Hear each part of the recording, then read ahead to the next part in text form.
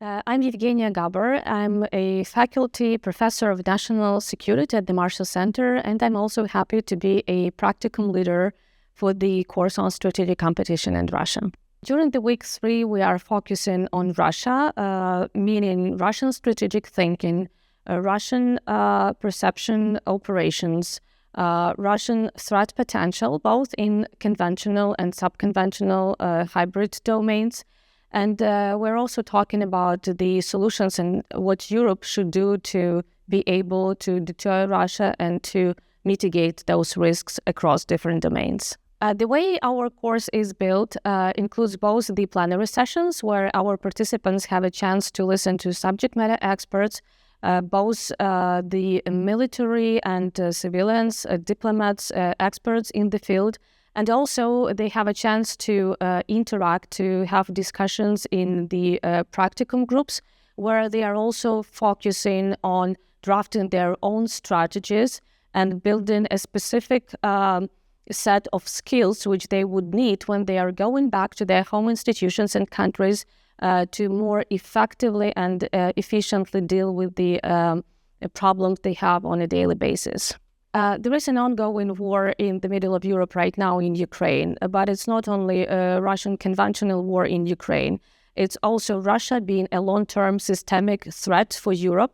So the discussions we have here is what Europe's strategy should be and how would the European-led conventional deterrence and defense look like in the future to make both its defense, its deterrence, and its resilience against Russian threats really effective and to the point. So with this understanding of the real threats we now have in Europe, it's critically important to understand Russian strategic behavior, but also to reflect on our own strengths and weaknesses. As part of the course, we have practical exercises because we're focusing on building skills and not only on expert discussions. And part of this building skills framework is tabletop exercises, scenario planning, and reflecting on potential future trajectories of Russia's development, both domestically, foreign policy-wise, security policy-wise. So our practicum groups are focusing on specific domains from AI and digital technology to military capabilities to economic resources to other spheres, and we're looking into potential future scenarios and also the ways to mitigate risks and what the end state for the West should be, what the favorable, what the desirable end state would look like, and what would it take in terms of ways and means to get to this desirable end state. So we hope that at the end of the week 3, our participants will have a baseline knowledge and understanding of Russia's strategic goals.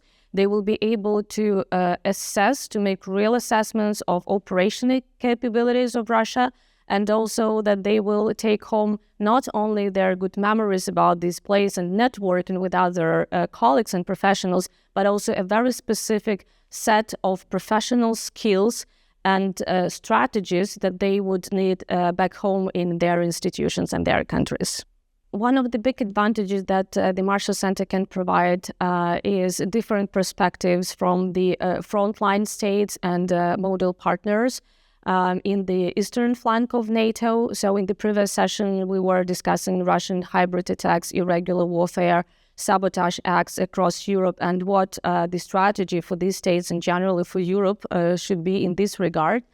And as the saying goes, Russia hits where it hurts. And very often these vulnerabilities are in the subconventional domain. So we were discussing how we can build resilience, how we can deter Russia, and how we can better defend security in Europe. One of the changes we've recently had in the Marshall Center is a different model, which now includes self-nominees and self-payers. And I think this really works good both for our participants and for our discussions here, because we have more open, frank conversations. We have participants coming from different backgrounds, very often professional themselves, military officers, Ph.D s, subject matter experts. So the quality of the discussion that we have in the plenary and that we have in our practicum groups is now even higher than we used to have before. And I really hope that this model will sustain and that we will have even more great participants coming to visit our upcoming courses.